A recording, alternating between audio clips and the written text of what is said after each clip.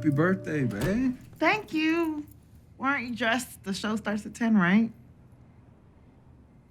I bombed the interview. Jeez, Max. I just got nervous and I started saying stuff that didn't make any sense. I didn't talk about anything I could bring to the table. I just spit words out. Sure it wasn't that bad? No, I literally spit on him. All right, then I spilled hot coffee all over his desk. Never mind then.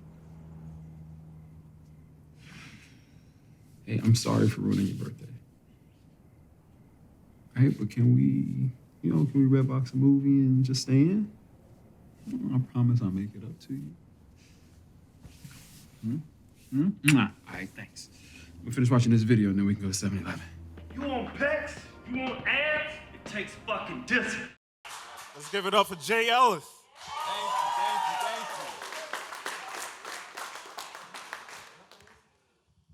So, it appears your character is like the most charming boyfriend for missing birthdays. Oh yeah.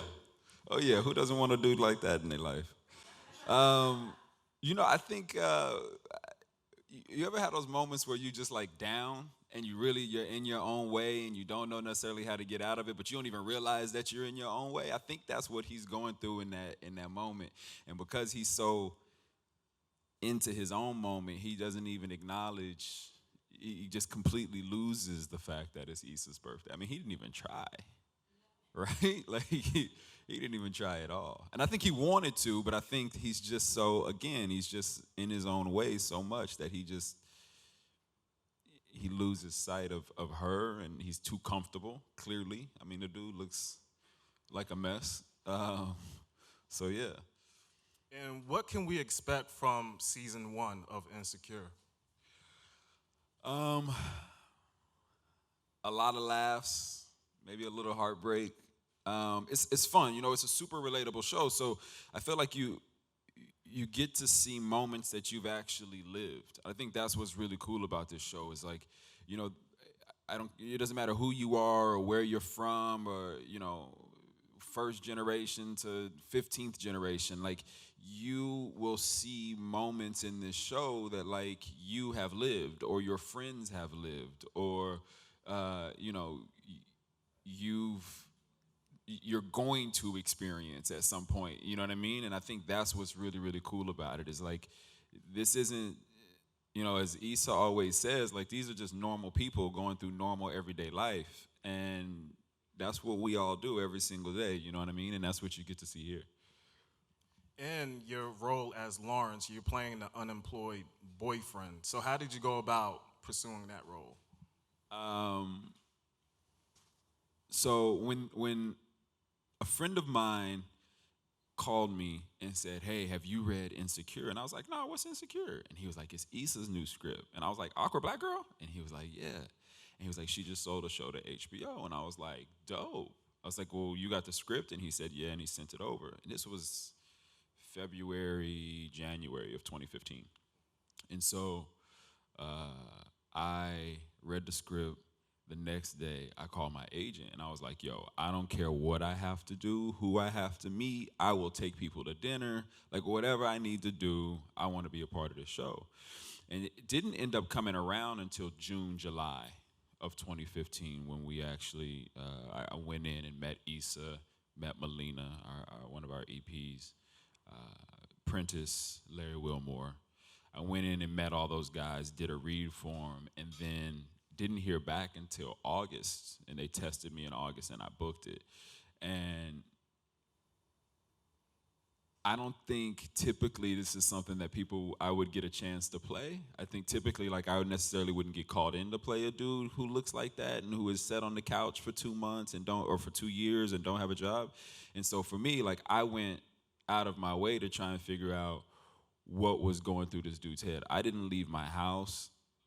I mean, I left my house, but like I didn't go out, I didn't do dinner. Like I was just sitting on my couch for like 2 months trying to figure out like why a dude would sit on his couch for 2 years. You know what I mean? Like I'm in my house for like 2 hours and I'm like, yo, I gotta go. Like I need to be somewhere. Like I'm tired of these walls. So I sat there and like I didn't get a haircut. I didn't shave. So then after a while, I was too embarrassed to go outside because I look crazy. And then you start to realize that, like, you could kind of fill your time just sitting at the house. Like, it's always something to watch. It's always something to Google, you know what I mean? Like, or search, you know what I mean? Like, there's always something you could find. And so I just found myself like, oh, like, now I see what Lawrence is doing all day long. Nothing. And then, like, Issa comes home, and I'm like, yo, I had such a busy day. Like, man, I watched 3 shows. I searched for 3 things, you know what I mean? And so anyway, it was just this really fun exploration of, like, you know, figuring out why this dude is insecure, right, about going out into the world and trying, and what made him give up. And then in all of that, like, what is he doing with his time that makes him feel like he's actually doing something when in reality, he's not doing nothing, you know? And in terms of like the nuances for Lawrence, what were some personal experiences that you pulled from?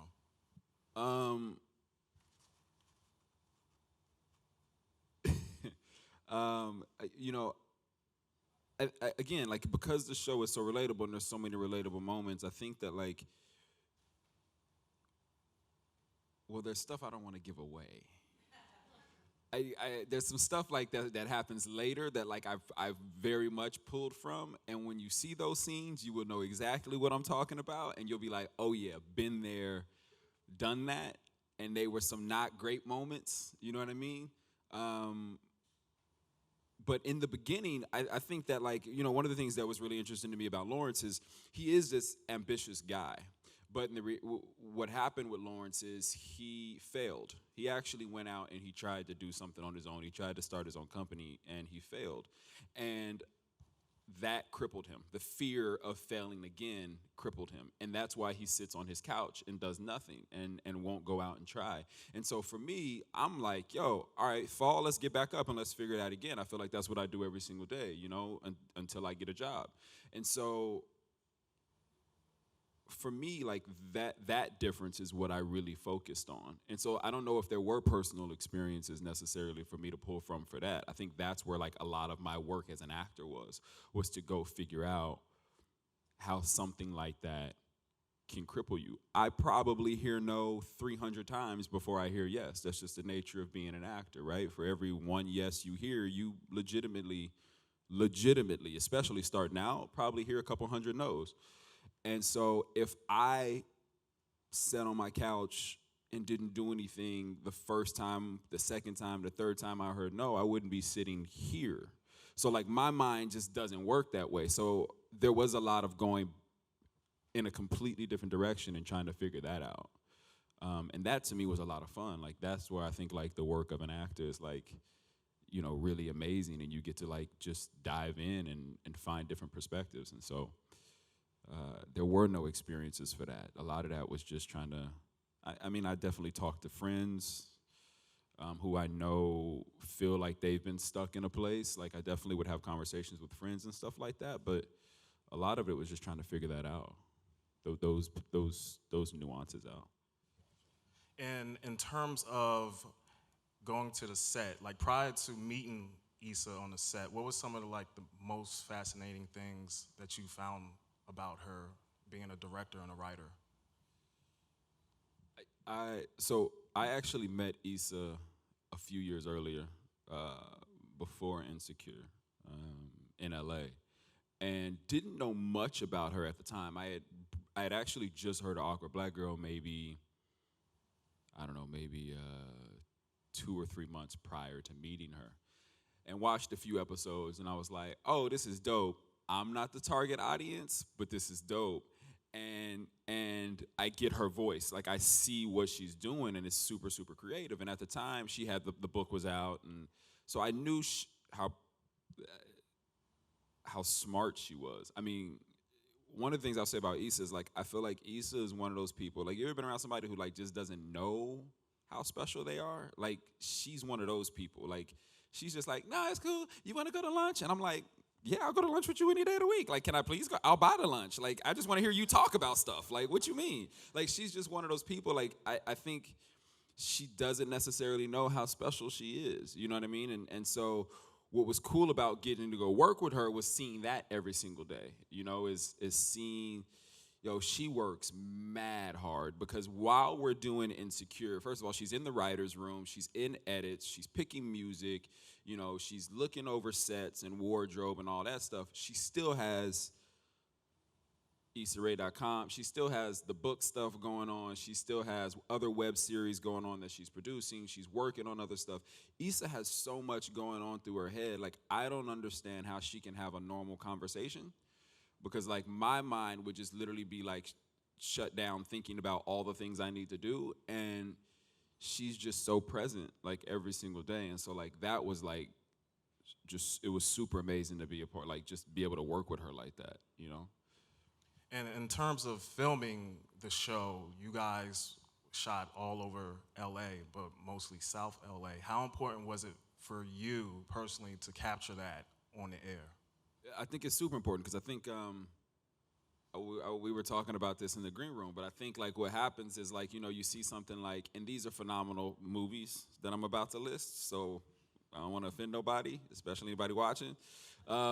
But like you see movies like Menace to Society or Boys in the Hood or anything else that I think could have formed your opinion of what South LA is, right? Or what South Central LA was. And I think that like what's really great about this show, and like as a person who's lived in some of those areas, and as I've been in LA for 12 or 13 years now, so I've gotten to experience so much in LA, living in LA, what you realize is it's not like that at all. Like there are pockets of it, just like there are pockets in any other city. Like in New York, there's pockets of it. In Houston or St. Louis or Chicago or Miami, whatever, there's pockets of it.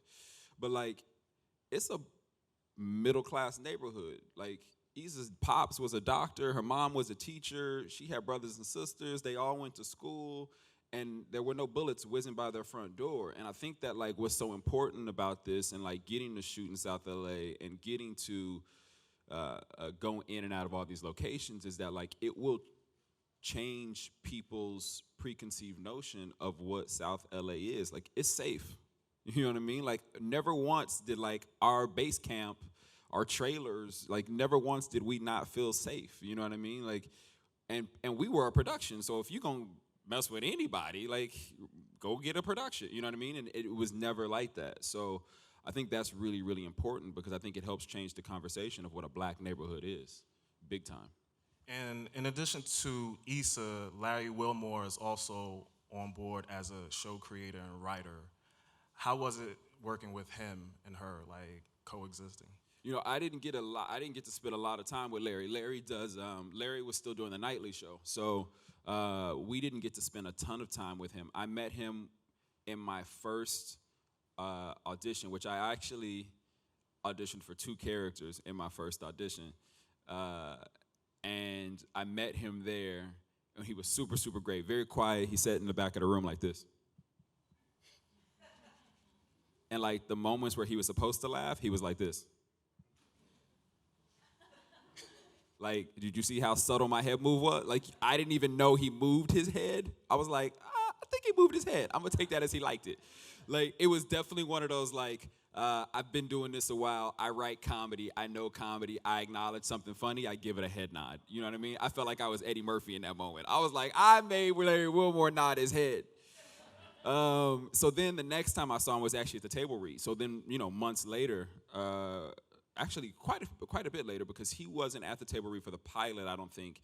He was back at the table read when we actually got in the series in the spring, and he came to a couple of the table reads, and he just walked over and said, hey, just so you know, like, I loved your tape, loved your audition, and, we're super, super excited to have you, and, I think you're gonna have a lot of fun. And I said, yo, you are Larry Wilmore, bro. Like, don't you ever, I love everything you do, like, everything. So, like, to hear that from him was really amazing. I mean, he's a really cool cat and so smart.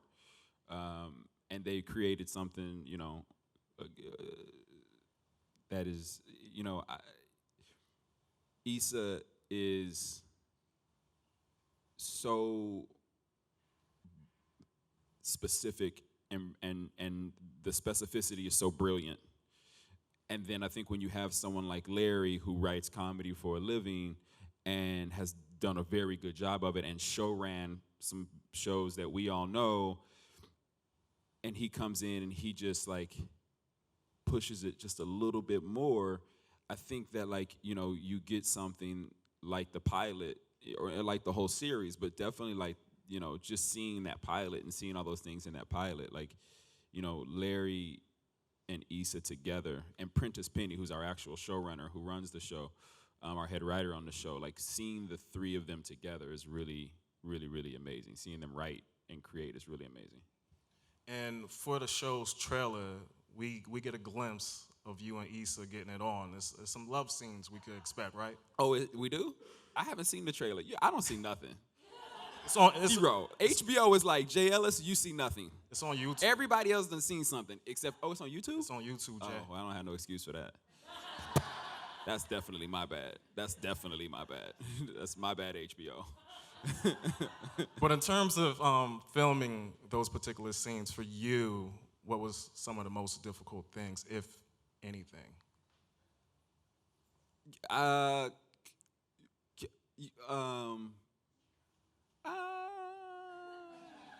don't know if they were difficult. I mean, they're always awkward, right? Like I was butt naked quite a few times, like literally butt naked quite a few times.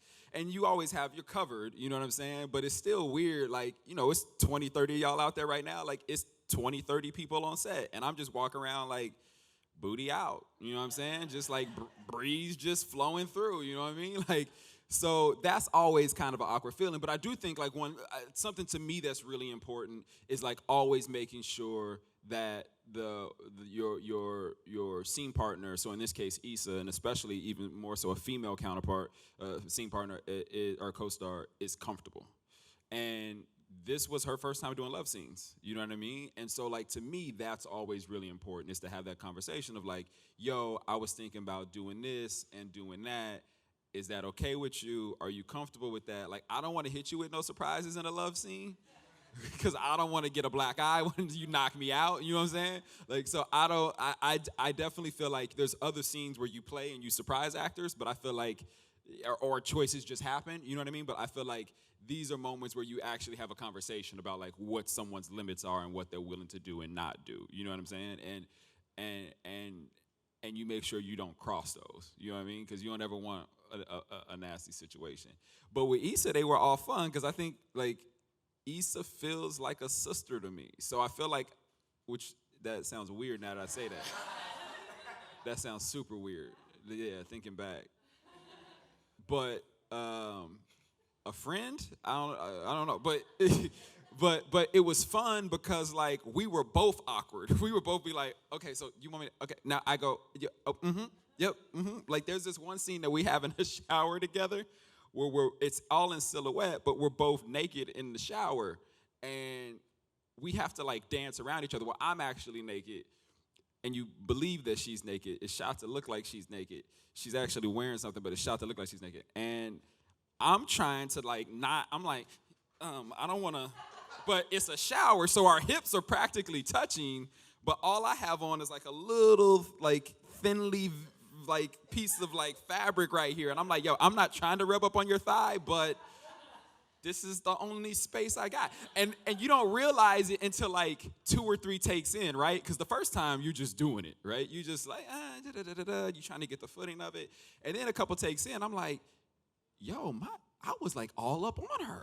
Like now that I think about it, like there's only so much space. So like I was all up on her. And I remember walking over to her and whispering, and I was like, yo, I'm really, really sorry that my penis was rubbing against your thigh.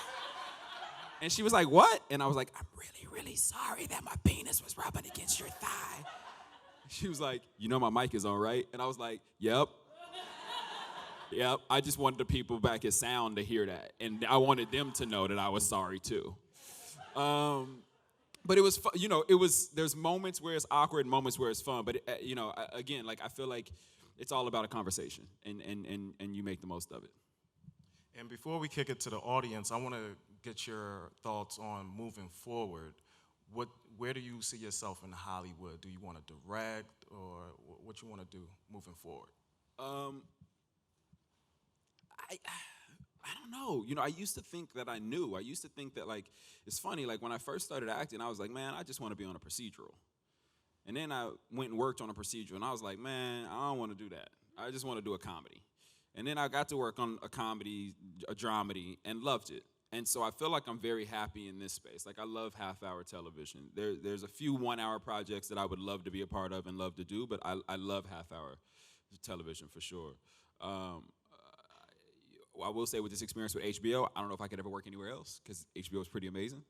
But I want to go on and do features as well. I would love to be a part of some kind of franchise. I would love to also just get to expand more as an actor, right? And play, characters that are insanely flawed, and maybe they don't have, any good qualities, and maybe they do. And, I would love to, run that spectrum, of different characters, from a superhero to an action person to a crackhead to a homeless person, whatever it is, a politician, whatever, a doctor, a bus driver, anything. I would love to just, I think that's the cool thing about acting is you can constantly be somebody else, and that's really, really cool.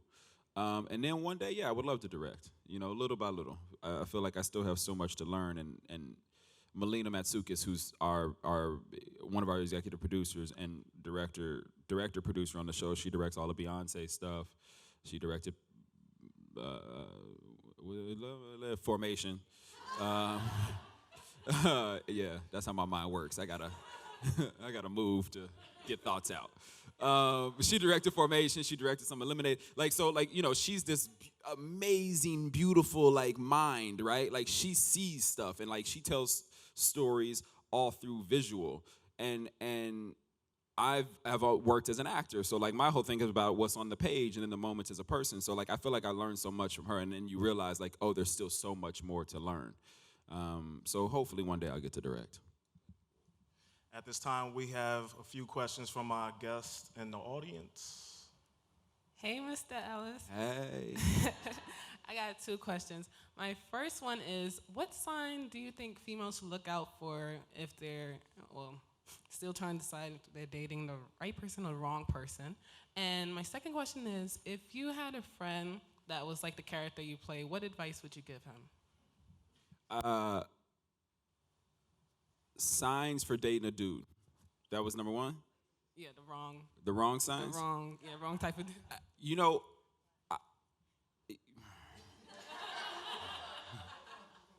I'm not gonna put my dudes down, all right? But I will say, one thing I always think about when dating, and this thought is out there. I just want you to know. But I always go could I have a child, with this girl? If it just happened, am I cool? Am I not cool? And if I'm not cool, I'm out. But in reality, I think though, you definitely want a dude who has some goals and has some ambition. I feel like, a dude who wants to get up and go to work every day, I think is, otherwise if he doesn't have that spirit, if he doesn't have that kind of drive, then I think that's a big sign that you're gonna be taking care of him. And if you don't mind taking care of him, call me. Because I'll stop working if you want to take care of me, all right? After this show, after the 5 more years of this. And then 2, I feel like, we do get to see one of Lawrence's friends actually through the show. We actually do get to see one of his friends kind of give him some advice, try to give him some advice, who's played by Neil Brown Jr., who was MC Yella or DJ Yella, whatever, in Straight Outta Compton, who crushes this role in Insecure. But we do get to see him give some advice. And I think the advice that you can give is yo, what happened? You have to want something inside of yourself, and you need to figure out what that is. Because no one can make you do it, right? It has to be something that you want yourself. So I feel like the thing is you need to help someone go on a search within themselves and want to help themselves and find what they want. I don't know if that really answered your question, but, I tried. Next question. Hey, Jay, thanks What for up? being here, man. How you doing? I'm all right. That's what I like to hear. I'm good. So I know earlier in the conversation you talked about getting into character for the show Insecure, taking those 2 months to kind of bum around. Just because I'm curious, what exactly were you watching and Googling when you had your time off? Some of it I will not say because my mom might be watching this. But I watched a lot of Shark Tank. Because what I realized is, like, I feel like Shark Tank is such a, if you have ever wanted to start anything before and you start watching Shark Tank, you get addicted. Because then you're like, yo, why they do that? They should have did, like, I felt myself critiquing people who, like, had businesses that were making $2-3 million a year, but they're coming to the Sharks for more money. I was critiquing them, and they got successful businesses. So, like, I found myself watching that a lot, because what we find out about Lawrence along the way is, again, he is an ambitious dude who does want to start his own business, start his own app, actually. He wants to be in the tech space. So there was that. I watched a lot of Criminal Minds. Not really sure why. I watched a lot of Fresh Prince. And I think I watched a lot of Fresh Prince for two reasons. A, because I love Will Smith and everybody on that cast. It was a great show. But I think also for the age that Lawrence is, Fresh Prince was definitely something that he grew up with. And I found myself thinking that, like, there's probably some nostalgia in him. Like, watching the Fresh Prince makes him comfortable, I think. You know, watching some of those shows, I think that's why we go back. That's why we love reruns so much, right? Like, there's something that we grew. Like, I love watching Seinfeld and Fresh Prince. These are two things that were in the '90s, and Martin. Like, these are three shows, right, that were in the '90s that I watched every single week and never missed an episode of. So when they come on as reruns, like, there's a comfort to them. Like, and I can't miss them. I love watching. I will waste a whole morning watching them. And then the other stuff, legitimately, I'm not telling you. Legitimately, because my mama is probably watching this in LA right now. Like, if he say it and embarrass me, I'm gonna kick his.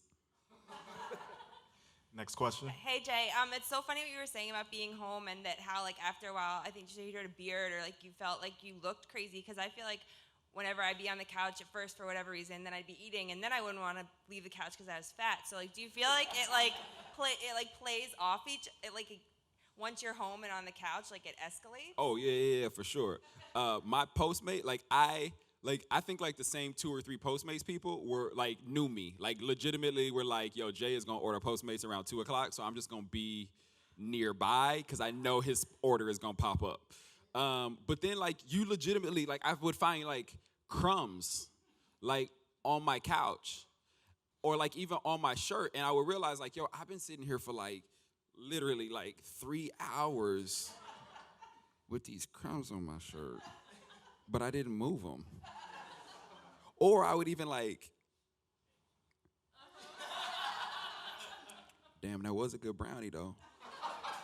I should order another one. Like, I would literally find myself. So then I was like, and then like I am a like in my downtime. I think as an actor, like you spend so much time waiting between jobs and finding out when your next job is and auditioning and hearing. Like, for me, the easiest thing to do to not think about those things is to work out. So like I go work out, 4 or 5 days a week if I can. And I was not working out also. So like then I would look and I'd be like, oh wow. I'm definitely not going out like this. Like, ain't nobody gonna see me like this. This is crazy. Like, I mean, I had hair. Like, my hair was connecting. Like, my beard hair and my chest hair were connecting. Like, that's how bad it got. I got to work, and they were like, "We don't need it that bad. Like, you went too far. You went too far, Jay." But I definitely think they start to play off each other after a while. Like, one thing slips, and then you're like, I'm gonna let this other thing slip. I'm gonna let this other thing slip. And then you got like 26 reasons why you won't go out the house. I was embarrassed to roll my window down to pull onto the Sony lot to go to my trailer, like to go to work every day. I would crack the window like this much. And I'm sure the security guard was like, this Hollywood ass dude.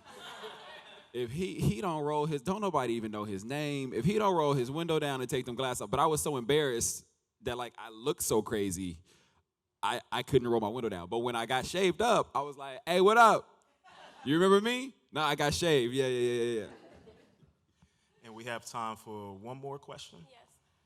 Earlier you were saying that you got a lot of no's before you got a lot of yeses, and I'm in network marketing, so I feel like what helped me was sticking to my why. So I wanted to know what your why was when you got started in acting. I want to. There's a couple things. I love storytelling. Television, me, my mother, and my father, my father was in the Air Force and we moved around a lot. And my dad always worked crazy shifts, swing shift, this shift, that shift. My mom was like working and going to college. But like the one thing that was always, you could always guarantee from my family is that like at some point during the day, we were gonna sit down and have a meal. And typically that meal was in front of the TV, which was so opposite of probably how they grew up. But typically that meal was in front of the TV. And so like my favorite some of my like best childhood memories are like sitting in front of a television with my parents. So I think there's that. I think that is a big reason that keeps me kind of going. There's something about that I've always loved. But then for me, I think the older I got and like more experiences I had out in the world, I realized that like this medium in a very large way allows me to change the conversation about black men, not only in this country, but in the world. Because I meet so many people who think that a black man is this or a black man is that, and don't realize like there's cats who went to Harvard and Chicago and cats who didn't go to school who still came up and did something amazing. And so like a big part of it was that. Like I wanted to find a way to change the conversation about black men in this country, because we're just like everybody else at the end of the day. Like that's, I think, which again is like so important about this show is like, yes, there are nuances and specifics to like every demographic of people, but like we all kind of like boil down to the same few things. We all want to be loved. We all want happiness. We all want success. We want happy, healthy families. Like there's things that like we all want as humans. And so I think that that's one of the things that kind of always keeps me going. And then also too, like, you know, I got bills to pay. Like straight up, I gotta keep going. I can't be Lawrence. And I think that like 99-week unemployment joint is gone. So, so I definitely have to go find a job. Jay, we want to thank you again for joining us for today's episode of AOL Build. Congratulations on the new show. When can we expect it? October 9th, 10:30 p.m. Excellent. Yeah. Give it up again for Jay Ellis.